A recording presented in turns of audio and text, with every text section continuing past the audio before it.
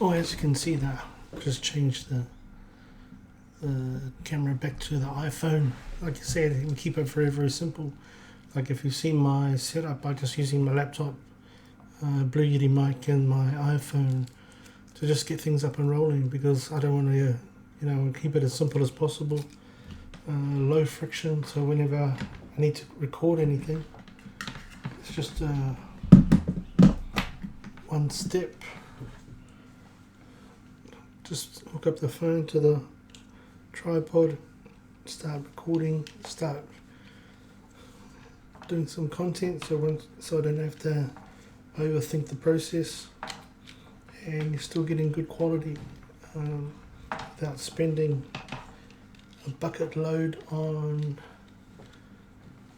expensive camera gear until later on. Obviously later on you might want to invest in the Sony ZV-10s and so forth, but obviously that comes later on in the journey.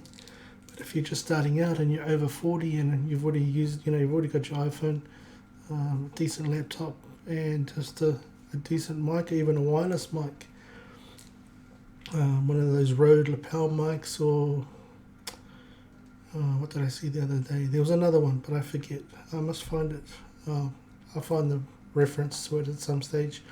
But even those Digi 2 wireless mics, I think they're similar to like these little wireless ones here, where you can just plug into your phone, the receiver here, plug into your iPhone, and little lapel mic you can just keep, if you haven't already got a dedicated mic, a condenser mic, or one of those desktop mics, and you just want a mobile one, hook it up to your shirt or whatever, and just use that.